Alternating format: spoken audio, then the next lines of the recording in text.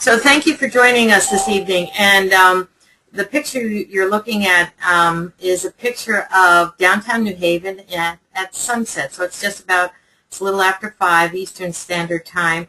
If you were a student in the program and it was Friday evening, this would be the view that you'd have from the 19th floor of the Alumni Hotel, which is where our students stay when they're on campus.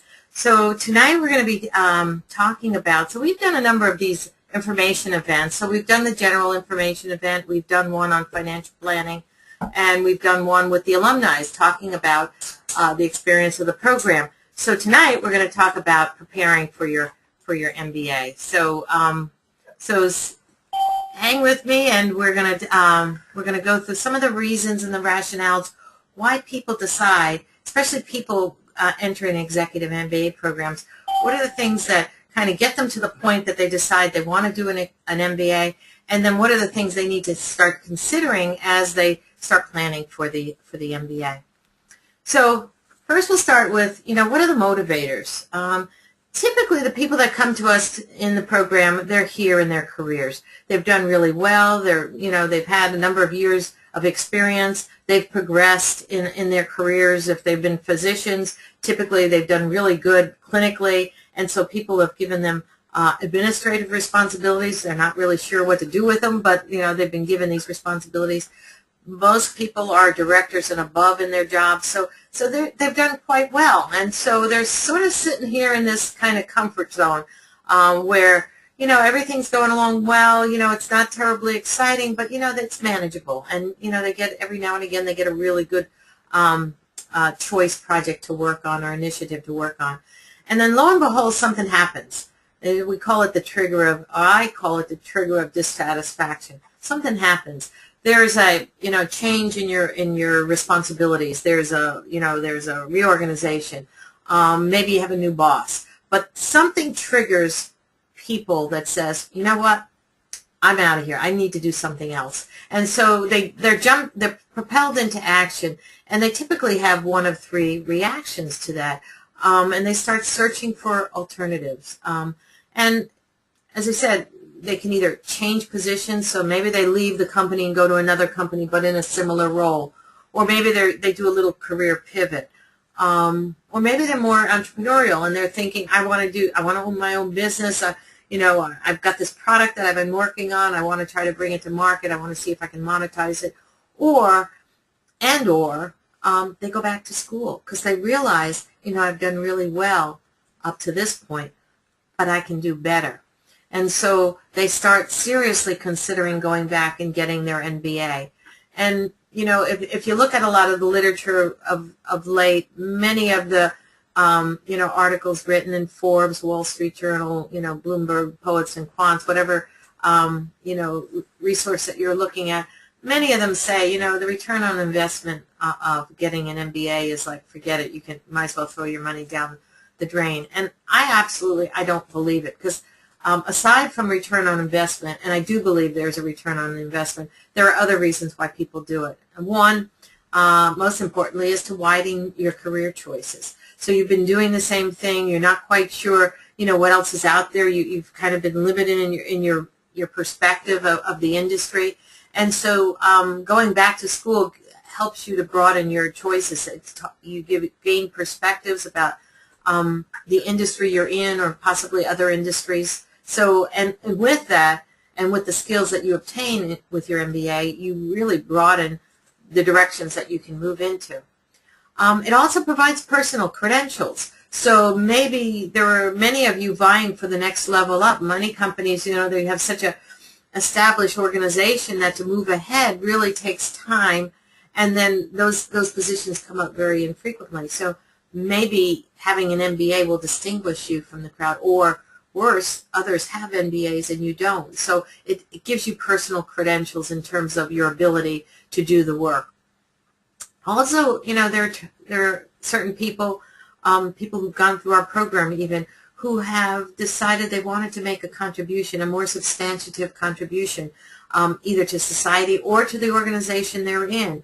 And they need different skill sets. They want to really develop new skill sets, management and leadership skill sets that they feel they lack. And so just even staying in their own organization. They want to make a bigger contribution. And then finally, and for no other reason but this, knowledge. I mean, it is really energizing to get back in the classroom and to talk to people about issues of the day and to how they relate to your work and whatnot. And we find the students are really energized. Students who come to us just feeling like, oh my God, I just have to do something different. But, you know, sitting in the classroom, thinking in a different way, interacting with people that have many of the same passions that they have, really, you know, sparks energy, and you know, they feel like they've been, you know, reborn. And then finally, return.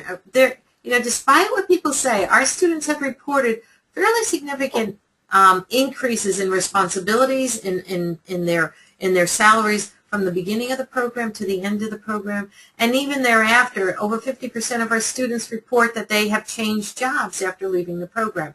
So whether it's 3 years, whether it's 4 years, you know, in this economy, you know, raises have been sort of minimized, but people are reporting to us that there is a definite return on investment. So don't believe everything you read on that score.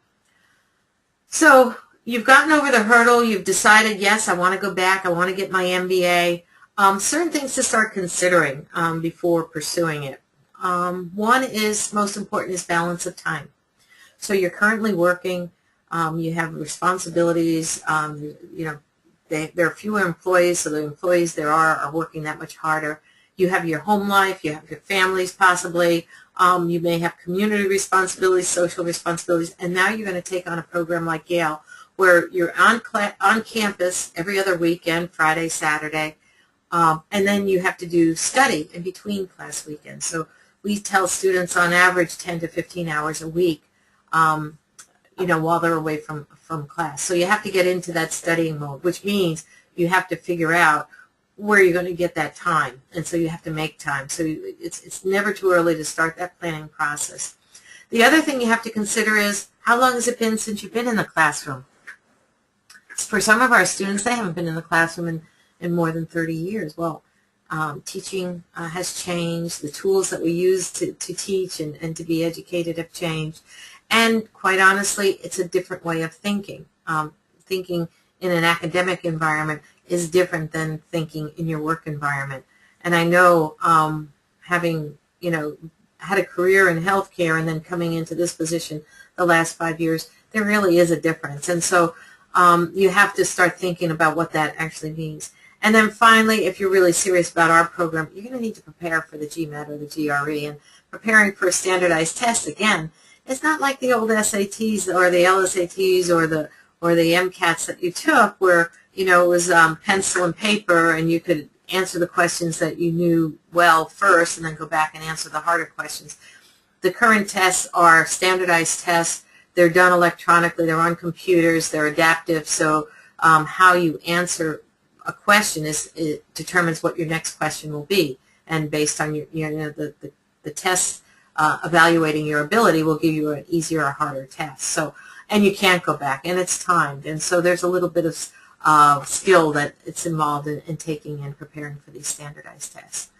But so you've thought about that, so now you say, okay, I got it. And so where do I want to get my MBA? And what are the ways I can earn my MBA? And what are the differences between the different programs? So from left to right, you have your online courses, your part-time courses, which means you'll register for a program, you may matriculate, and then you start out with a cohort of students, and then over time people take the courses that are most relevant to them or that meets their time commitments. And so some people will do it very quickly, other people will it'll drag out over a number of years. But typically the average time to complete a part-time program in this fashion is 3 to 7 years.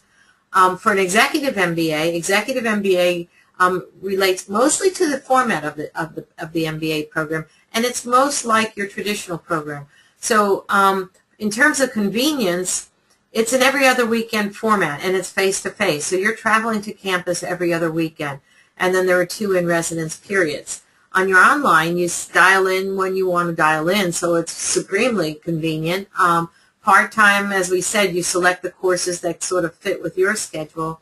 And then the traditional MBA, well, that's the toughest for mid-career people because it means you have to drop out of the workforce in order to do it. So the traditional MBA is your traditional full-time MBA, and it's really a full-time Monday through Thursday commitment. So typically those students are not working. So the executive MBA seems to make sense for a lot of people because, yes, it's a commitment, the every other weekend format, but I can complete it in less than 2 years.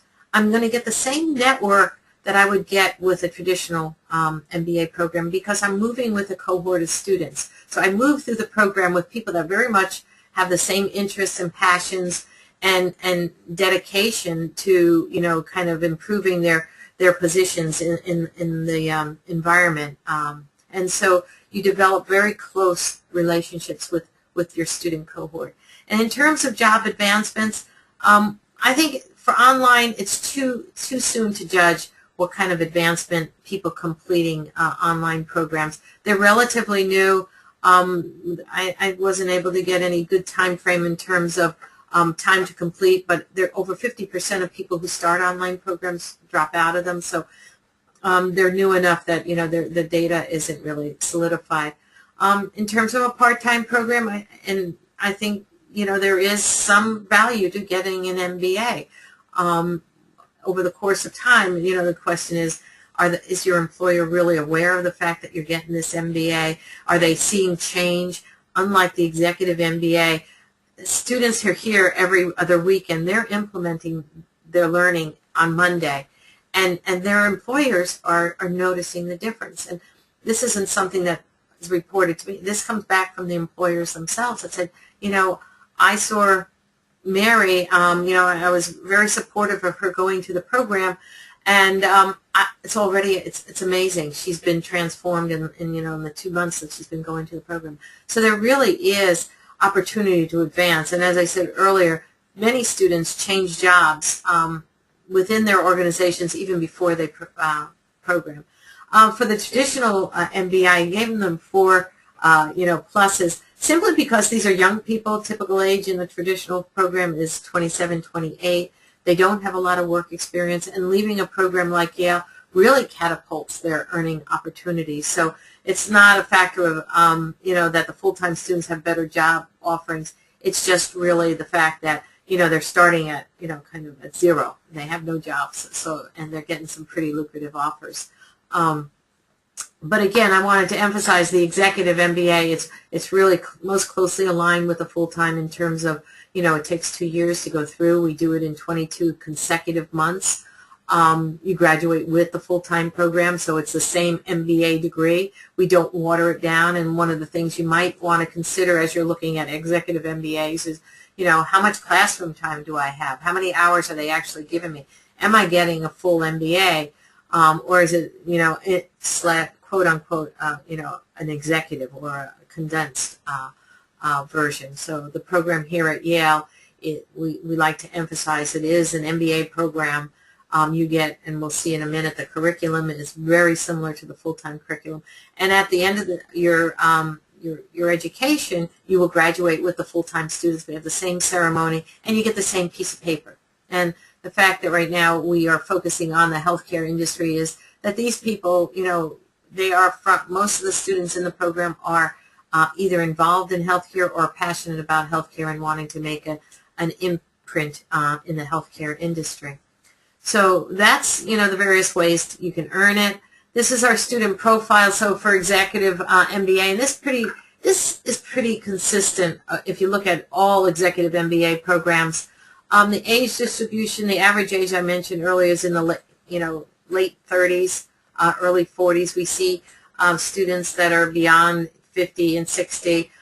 Occasionally we'll see students in their 20s, but we tend to try to encourage those students to go to the full-time program because, we're looking for people with experience. We're looking for people who can contribute to the classroom discussion and are mature in their thinking about what their career is going, what paths their career is going to take.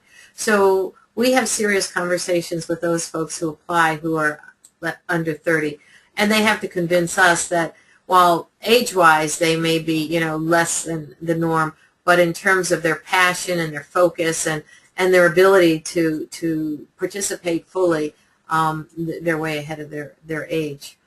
Typically, geography-wise, students come from a relatively limited area. It's not our constraint, it's theirs. You have to get to campus every other weekend, so it's a travel part of it. So we range here, being in New Haven, Connecticut, we draw from as far away as Maine, as you know, and sort of southern New Jersey are our sweet spots. But then we do draw from, you know, the mid-Atlantic states, the Midwest, the South, and occasionally we get a student from China, which we did last year. It's pretty hard to commute from China every other weekend, but if you have business in New York, you can plan accordingly. In terms of education, we have, you know, most people come to us with another advanced degree, whether it's a master's degree or an MD or a PhD, JD.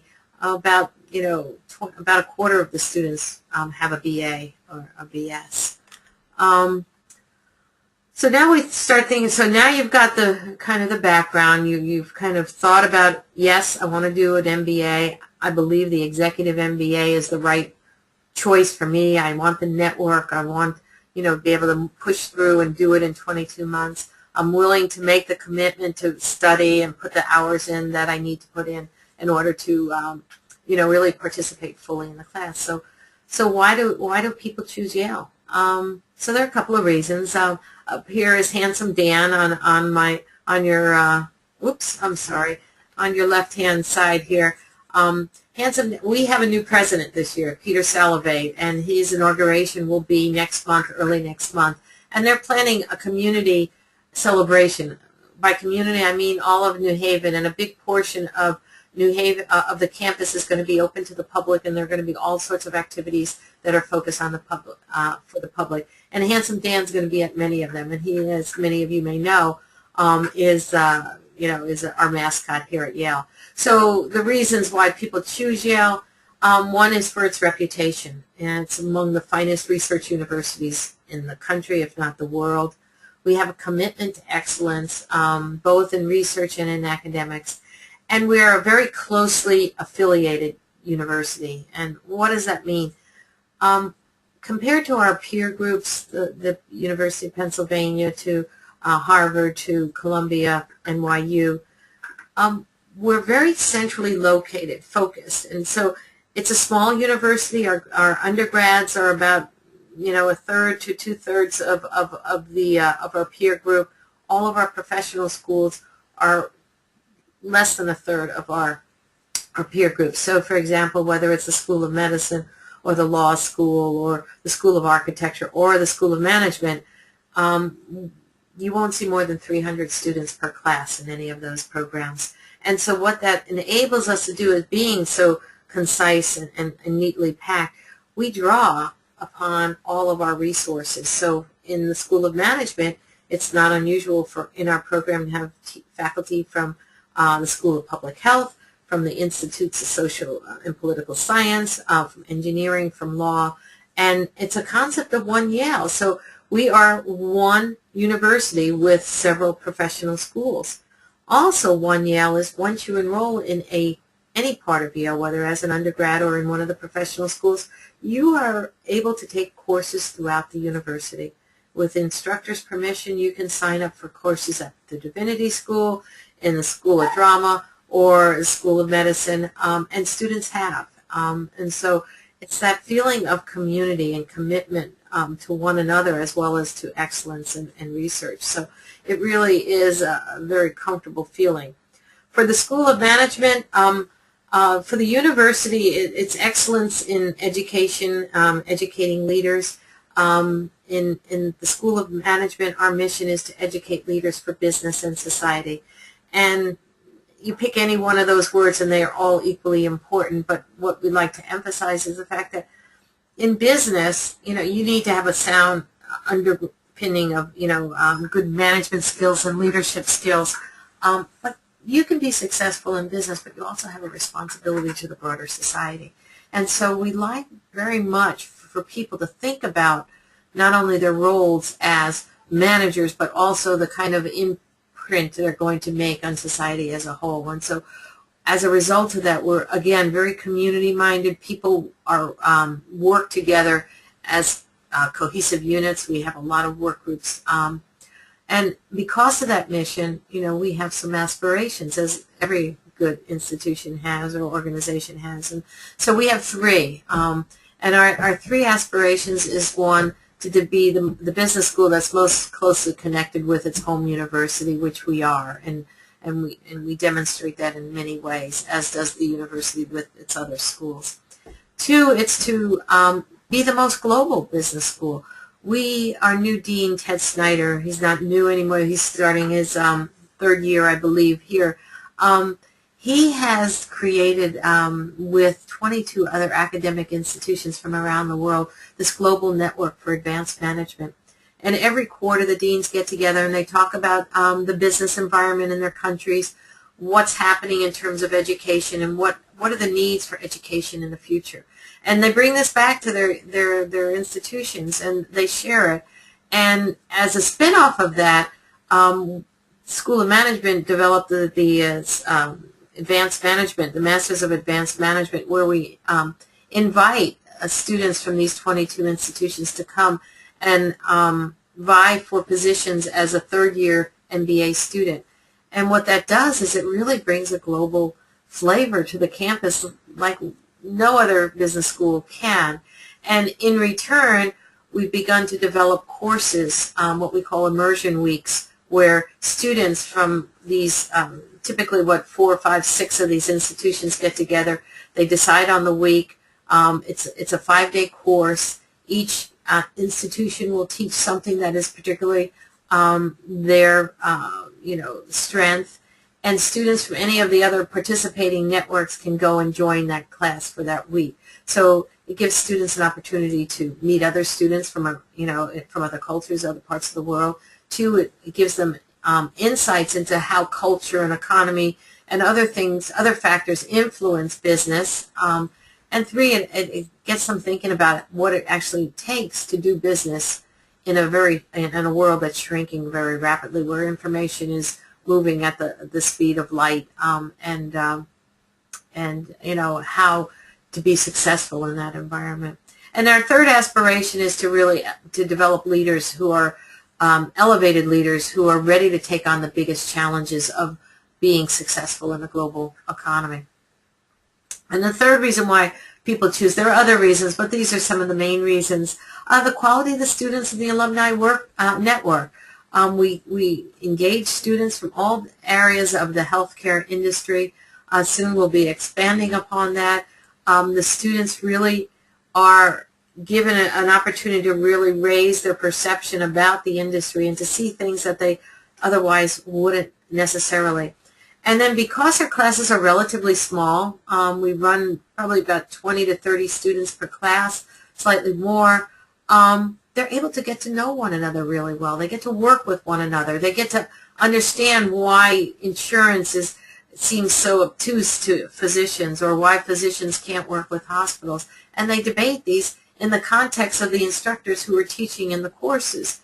And while we mention the courses, this is a quote from one of our students, Don Freeman. He's currently our president of our Alumni Council.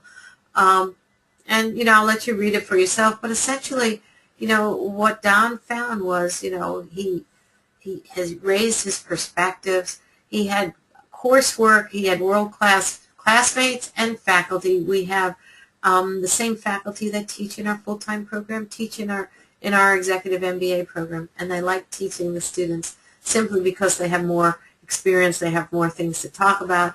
They try to challenge some of the research that the faculty have done, and most of the time the faculty haven't done research in healthcare, so the students are challenging them to apply those same principles in healthcare. And it becomes quite an interesting dialogue. So that's the experience from a student's perspective. Diversity, I talked about the diversity of students. For our program, Leadership in Healthcare, we've been able to draw from a wide range of experiences.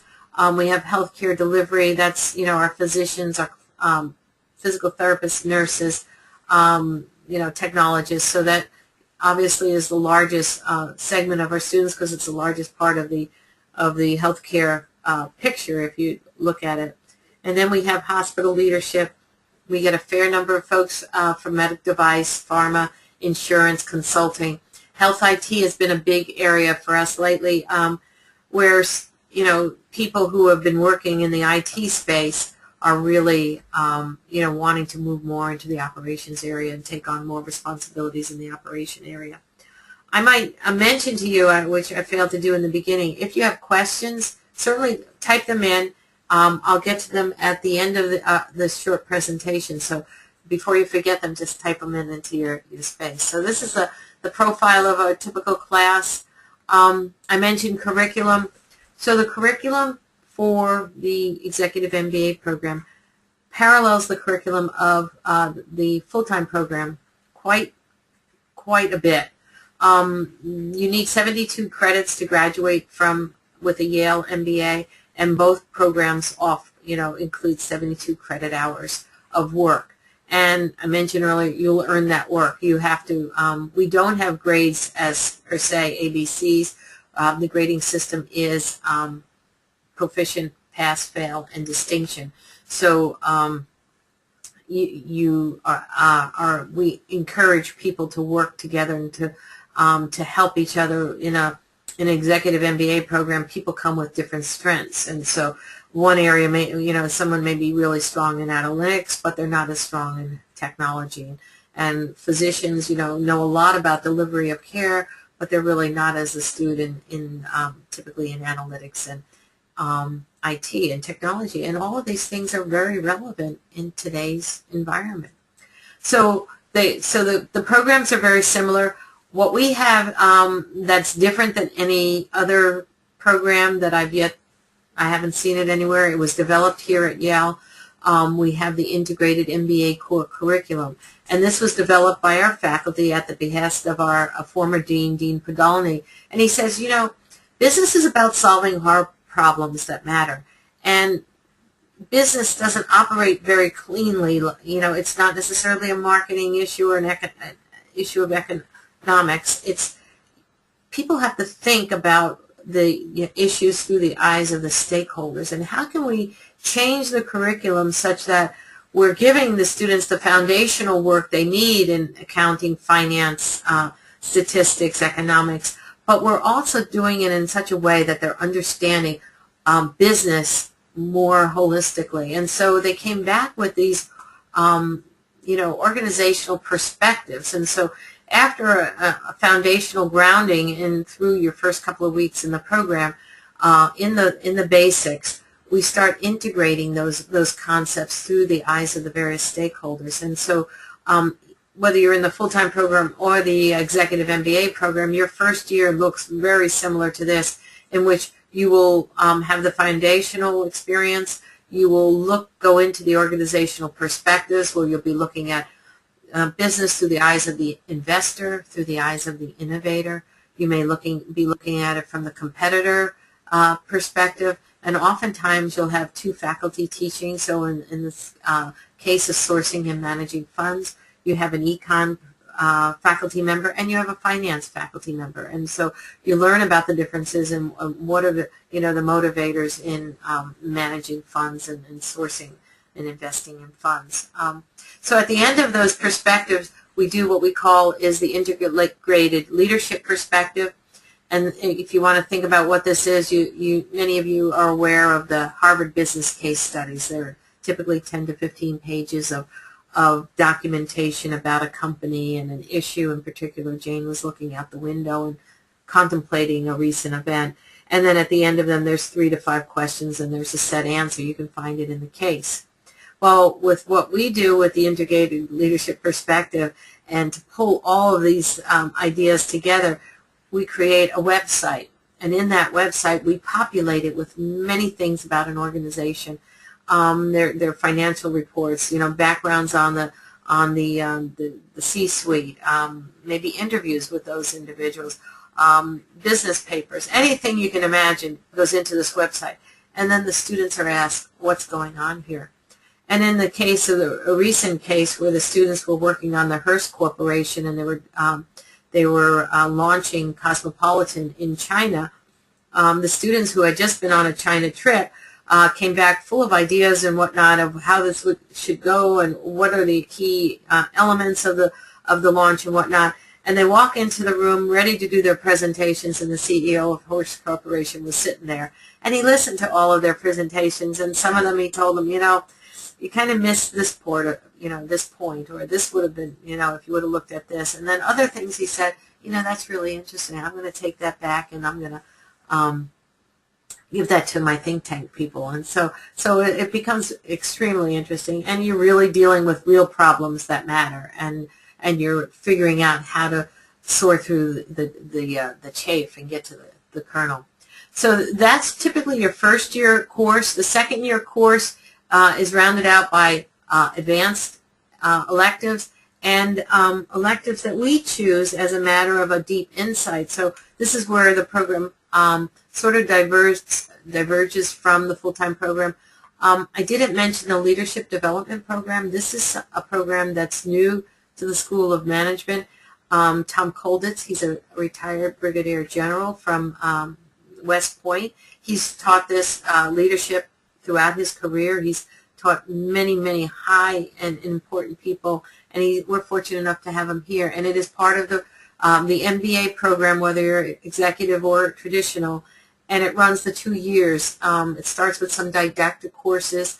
Students do, some evaluations. They do 360 analysis, some Myers-Briggs, and some other tests. And then they work with coaches to build a plan for themselves, a career plan. It's a life plan, really, because it involves not only career, but your personal life, your business, your community, your social. So it covers it all. And that starts in the first year. As I said, our program diverges from the full-time program. The first year you get the 360, integrated core curriculum. Everyone gets it. Then we do a topical deep dive. For our program right now, it's the leadership in healthcare. And so there's about 20% of your coursework is focused on business issues in healthcare, whether it's healthcare policy and economics, healthcare finance. We do innovation in healthcare operations. That sort of rounds out that 20%. And then we have you will have other advanced management degrees, which really is the point where you're really elevating your leadership. And these it can be competitive strategy, it can be corporate finance. There's a business planning aspect to that. So this is your program. Running throughout the 2 years is what we call our colloquium series, where we bring in high-ranking individuals from throughout the healthcare industry to come and talk to the students in a very up-close and personal manner, and talk to them what's happening in their industries, in their businesses, in their personal careers, and it becomes quite a lively discussion. So this is Ted Snyder. I mentioned him earlier. He's just started his third year here, and he has really brought a focus to the campus and an energy. Not that other deans have not, but he really has a different perspective, and his insights into the global network, creating the advanced the master's degree in advanced management, building on these global connections and really starting to build out courses around interacting with people from all over the world, which is, from my perspective, extremely exciting, regardless of what industry you're in.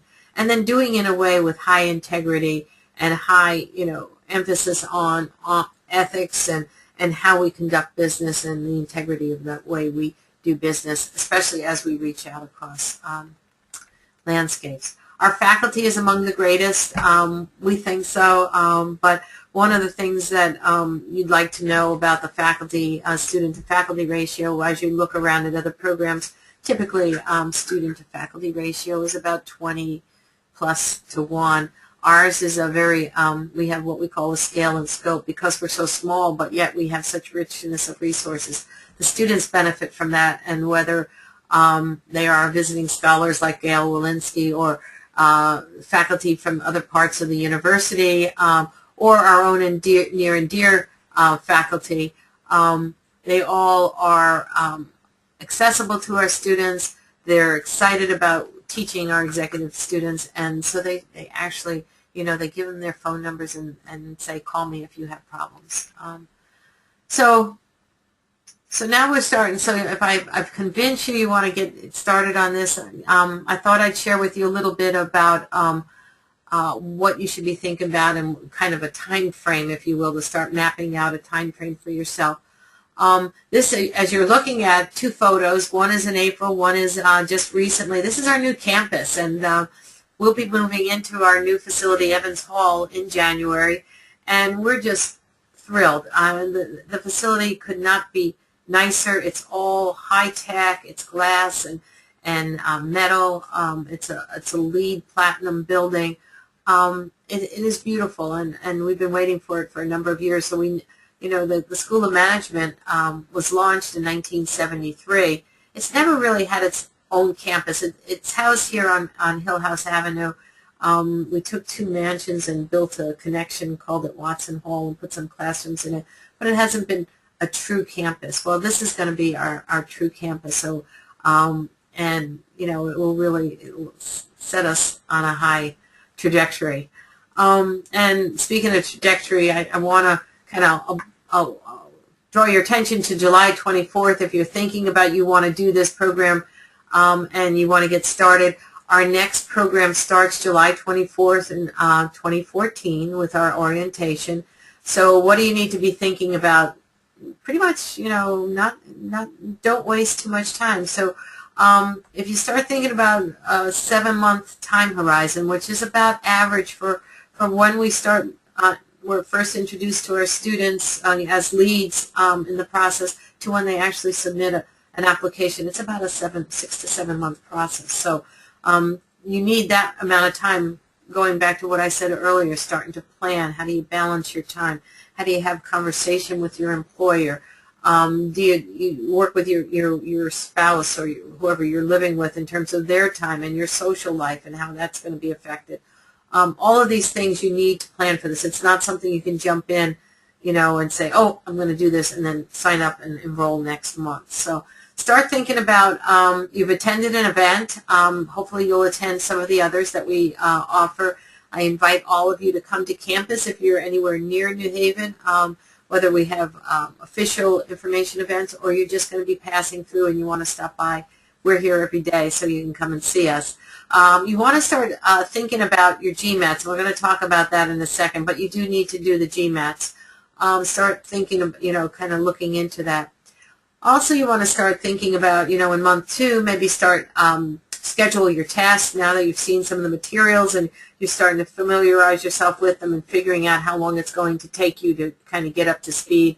Everyone's different. Some people do it in a weekend. Some people do it in, 6 months. So you kind of, yourself best. So when to schedule that test. Start your application.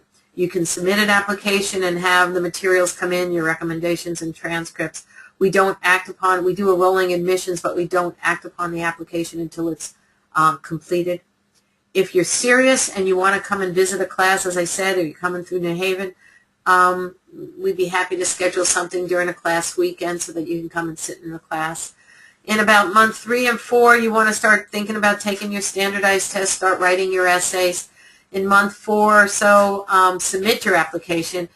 We do review applications on an ongoing basis so that typically within a week or so of submitting that, hitting, complete, it's completed, you'll hear from us and we'll determine whether we'll interview you or not.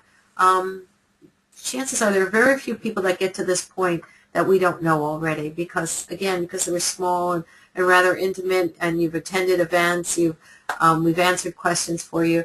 We pretty much know who will be interviewed and who will not when you get to this point. Once you're interviewed, we let you know in a period of time about whether you're admitted or not. Once you enroll and matriculate, which means you send in a deposit, we give you access to some tools. You really do need to do some pre-work coming to class, and the better prepared you are, the easier it is to start your in-residence period. We require people to be proficient in Excel, and that's more than just being able to put a formula in a box. We are now requiring people to do some pre-accounting. It just helps. We do it in the full-time program. We never required it in our program, but we found this year it really helps the students get a jump start, because once you start that in residence, it is like drinking from a fire hose. It is intense. You're going to be working many hours. You will not have time to think about family, job, or anything else during the 2 weeks you're here. And so the more that you can do as pre-work, the easier it is, even to the point that we have optional work for you to do online that helps familiarize yourself with, the terminology and economics and statistics and some of the other programs. And then, as I said, in July. So if you're thinking about this, January is not too soon. Even now is not too soon to start planning. We require both either the GMAT or the GRE. It has to be at least no more than 5 years old. You can decide, go to MBA.com. They have practice exams for both. These are some of the, distinctions between the two. We will look at either one of them in evaluating your candidacy. And note that it's just one of the things that we evaluate as part of your application. And I know there are a lot of different executive MBA programs that don't require either of these tests, or it's optional, or, if you did it 20 years ago, it's fine. We do it for two reasons. One, going back to preparing and starting to get into that study mode. We know that people who've been out of class for a while need to study to do the GMATs. It's a standardized test for all the reasons I mentioned earlier. So you're going to have to study. If people tell us they don't have time to study for the GMATs or the GREs, they're not going to have time to study for our program. And so, quite honestly, we don't want them, because we want people who are truly engaged. So that's one reason why we require the GMAT. And I think it's relevant, because people do find it very difficult to kind of make that transition. And so this is a way of saying, okay, I'm going to study for my GMATs. I'm going to put this amount of time aside to study it. And before long, so when they're in the program, to put in a little more time isn't as traumatic as it is if you're just doing it all at once. The second reason is, although it's not heavily quant like some of the other programs that are really heavy focused on the practical applications and quantitative analysis, you will get a good grounding in quantitative analysis and how to do accounting and why accounting is important, and economics, and how to do finance and Black-Scholes evaluations. You'll get all of that because you're getting an MBA, but it won't be to the point that you can run these, that you're going to be doing them 40 hours a week. So, but to the extent that you will have a fair amount of quant work, we need to know that you're going to be capable of doing it. And so an adequate GMAT score, GRE score, demonstrates to us. And again, we do it in evaluation of the whole application. So if you're a PhD in finance and you didn't score, you just barely scraped through a 590 on your GMAT scores, chances are we're going to not look at that so heavily as someone who's never had an undergrad accounting course or business course, and they're 20 years out of school. We need to see some demonstration that you can really do the quantitative work. So the GMAT prep, people say, well, where do I go for help? These are some of the areas that you can look at: Veritas Prep, Manhattan GMAT.com, MBA.com. They all have tests, practice tests on them.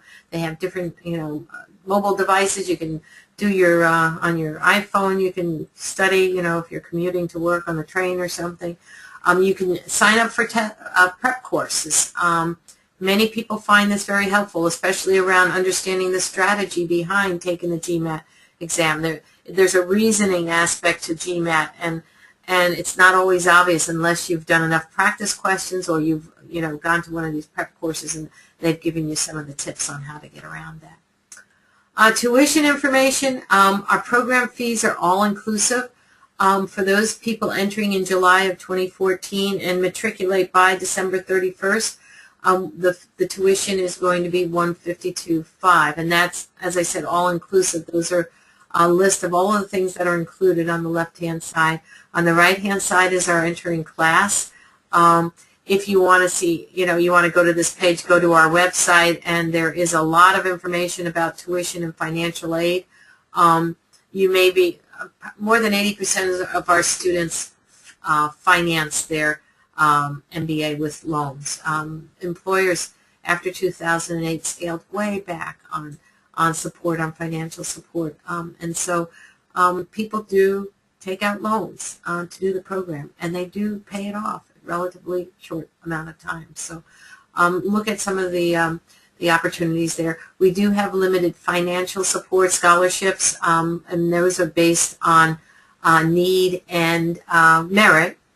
The tuitions is due, so it's divided into 4 payments, August and December, August and December. So if you're planning to enroll in July, that first installment is due August 1st.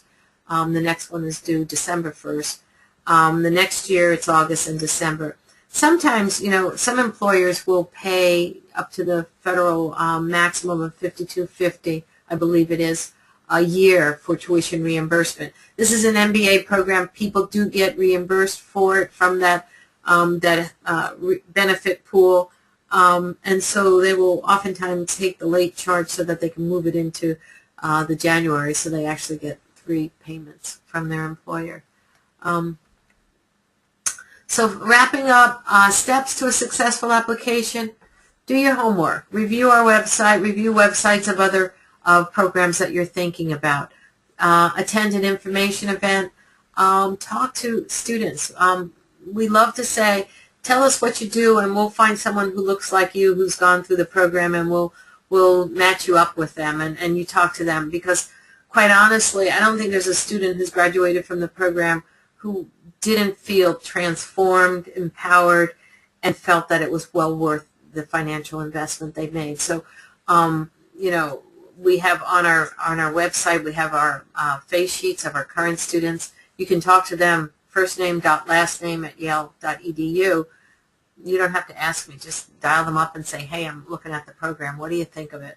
For others, there are alums. Obviously, they don't have the Yale address anymore, so we would have to give you their contact information. Meet with your employers. Talk to them about wanting to do the program, and what it means for them and for the organization.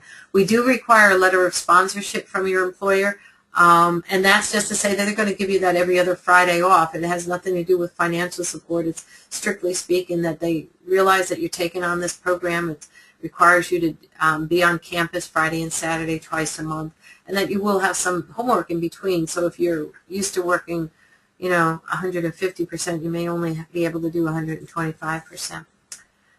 Review your financial options, and there's the financial aid address again if you wanted to email them. Prepare for the GMATs. You need to do the GMATs, and we do not waive the GMATs or GREs. So if you're writing to ask me about that, we require them, and we have not had an exception to date. Complete the online application. There's the address. You can do that while you're preparing for the GMATs. If you have some extra time, if you need to study for the GMATs, obviously do that. But you can request transcripts and recommendations. The essays are fairly straightforward. There are 2 of them. You can wait until you've done your GMATs, but get things started. As I said, it takes a while, and one thing tends to lead to the other. So if you keep yourself on a good, track, you'll get through it. And that's it. So, that's what I wanted to cover this evening. I hope this has been helpful to you to kind of take a little deeper dive into the, the thought process around why do you want to do an MBA? Why is a Yale MBA? Why we think it's, it's a good choice. And kind of some of the things you should be thinking about, regardless of whether it's the Yale program or other programs, if you're considering going back to school. So I know I went a little bit late. We started a little bit late. If you have questions, do kind of write them in. I think I answered Michael's question about tuition. You're doing pretty good. I don't see any other questions. So you have our email address. You can write to me directly, ellen.skinner@yale.edu. If you think of something afterwards, I'd be happy to answer them, or give us a call if you want to come and visit the campus. So have a great night wherever you are. I know that some people are dialing in some from quite a distance. So again, thanks for coming, and we'll talk to you soon.